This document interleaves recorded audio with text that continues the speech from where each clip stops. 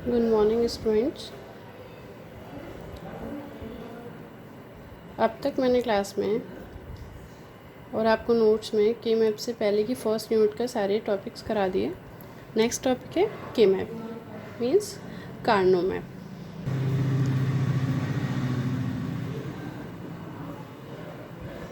Karnaugh map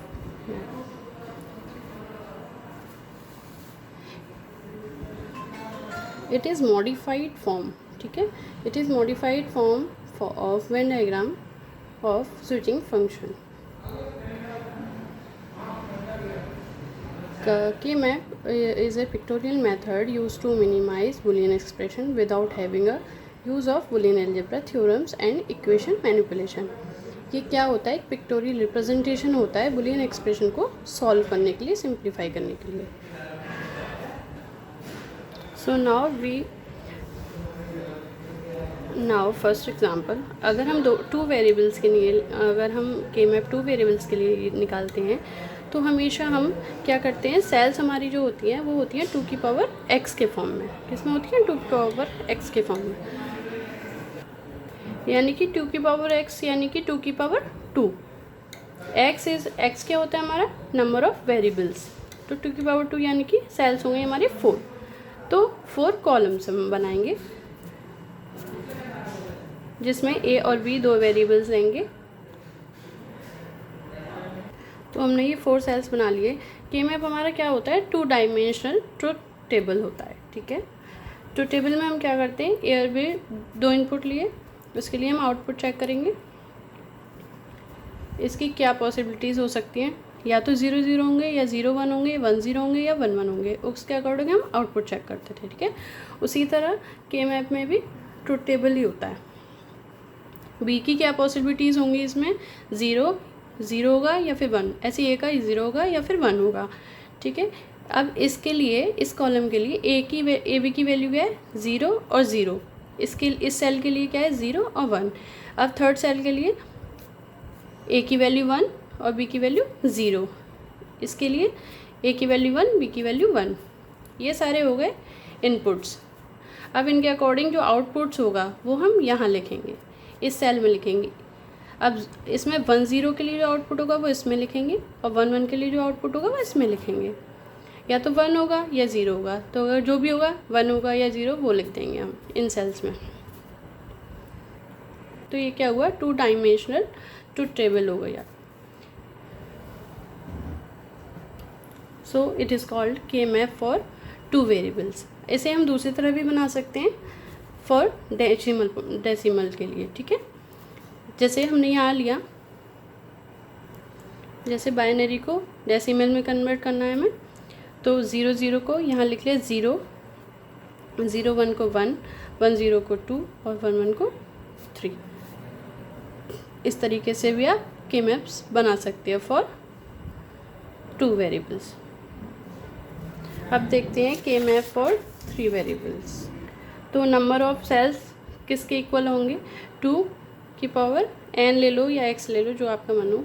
तो यानी कि 2 की पावर 3 वेरिएबल्स के लिए ले रहे हैं, तो 8 सेल्स हो गए। तो आप क्रिएट करेंगे 8 सेल्स, ठीक है। First variable, second variable and third variable. Now इसमें a की क्या पॉसिबिलिटी होगी? या तो 0 होगा या फिर 1 होगा।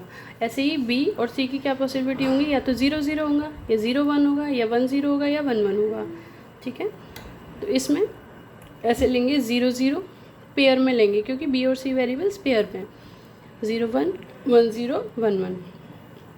अब आप सोच रहे होंगे कि मैंने ये सीक्वेंस में क्यों नहीं लिए, मैंने ये ऐसे क्यों नहीं लिए? क्योंकि मैंने आपको बाइनरी नंबर्स में जब फर्स्ट सेम में पढ़ाया था, तो मैंने इस सीक्वेंस में पढ़ाया था आपको कि 0 1 2 3। अब आप सोच रहे होंगे कि मैम ने यहाँ पे पहले 3 क्यों ले लिया, 1 1 क्यों ले लिया? ये इसलिए होता है, इसलिए मैंने ये इसलिए नहीं लिया सीक्वेंस में, क्योंकि ये जो बिट्स होती हैं ये इसके, ये जो पेयर होता है ये वाला 0 0 0 1 1 0 1 0, ये ग्रे कोड के फॉर्म में होता है।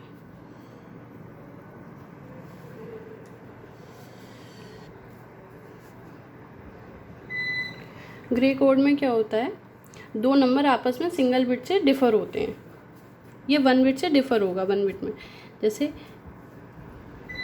ये दोनों, फिर ये दोनों, फिर ये दोनों, सिंगल बिट में डिफ़र होता है इनमें सिंगल बिट का। तो ये क्या होता है अकॉर्डिंग टू ग्रे कोड। अब इसमें फर्स्ट सेल के लिए इनपुट क्या होगा, पहले हम रो लिखेंगे और फिर कॉलम। तो पहले रो फिर यहाँ कॉलम, तो 0 और 0 0, ऐसे इस सेल के लिए 0 और 0 1, ऐसे इस सेल के लिए, इस वाले सेल के लिए 0 और 1 1, ऐसे ही फोर्थ सेल के लिए 0 और 1 0, ऐसे ही सेम आप इसके लिए लिख लेंगे 1 0 0, ऐसे इसके लिए 1 1 0 इस वाले सेल के लिए। ठीक है, ऐसे ही इसके अकॉर्डिंग जो भी आउटपुट होंगे 1 हो या 0 हो आप इसमें लिखेंगे। ऐसे ही आप अगर इसे डेसिमल में बनाना चाहें, जैसे मैंने 2 वेरिएबल्स के लिए बनाया था, तो 0 0 0 0 के इक्वल हो जाएगा, 0 0 0 1 1 के इक्वल हो जाएगा, 0 1 1 3 के इक्वल हो जाएगा, 2, ऐसे यहाँ 4 5 6 7। ठीक है, ये हो गया डेसिमल नंबरिंग के लिए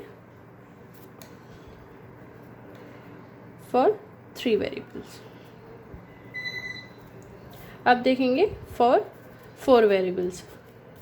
तो सेल्स में 2 की पावर x में होता है, यानी कि 16 सेल्स हमको बनाने पड़ेंगे। आप खुद से करके देखिएगा, अगर कोई प्रॉब्लम आती है फिर मुझसे पूछ लीजिएगा। 16 सेल्स आपने बना लिए, इसी के according A B first 2 variables हो गए, सी डी सेकेंड 2 वेरिएबल्स हो गए। सेम इसकी तरह ही इसकी क्या पॉसिबिलिटीज़ होंगी, पेयर में पॉसिबिलिटीज़ होंगी 0 0 0 1 1 1 1 0, सेम ऐसे ही सेम पॉसिबिलिटीज़ होंगी दोनों की। अब इस सेल के लिए ए बी सी डी की क्या वैल्यू होगी, 0 0 0 1, इस सेल के लिए 0 0 0 1, इस सेल के लिए 0 0 1 1, यानी कि 3 हो जाएगी, इसके लिए 0 0 1 0।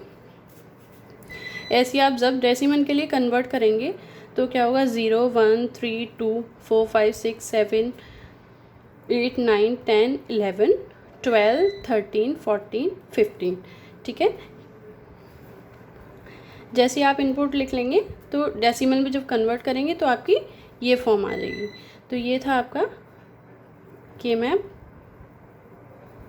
For 4 variables. ठीक है, समझ में आया। अब जैसे ही आप आगे के मैप हम और सॉल्व करेंगे, क्वेश्चन जब हम सॉल्व करेंगे तो हम किस में, ग्रुपिंग में सॉल्व करते हैं। तो ग्रुप में सॉल्व करेंगे। ग्रुपिंग किस में होगा, या तो 2 की पावर 1 2 की पावर 2 2 की पावर 3, इसमें ग्रुप बनाएंगे हम।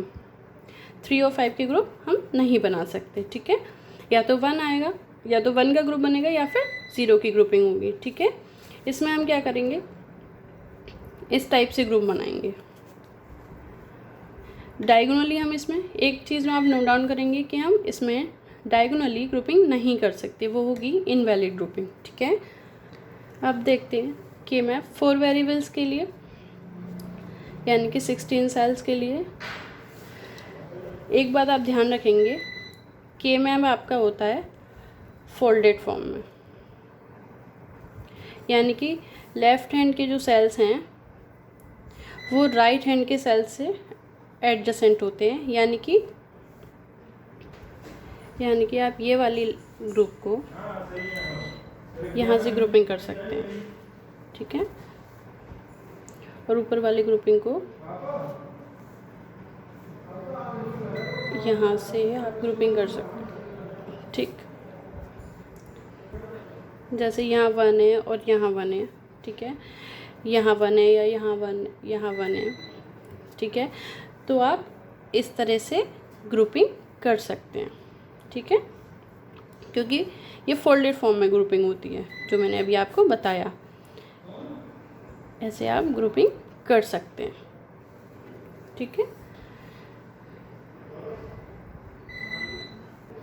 तो ये हो गया आपका ग्रुपिंग, कि आप ग्रुपिंग के मैप में कैसे सॉल्व करेंगे। अब ये आप इतना आज पढ़ के देख लीजिए, फिर मैं नेक्स्ट बताऊंगी कि हम के मैप कैसे सॉल्व करते हैं। ठीक है, थैंक यू क्लास।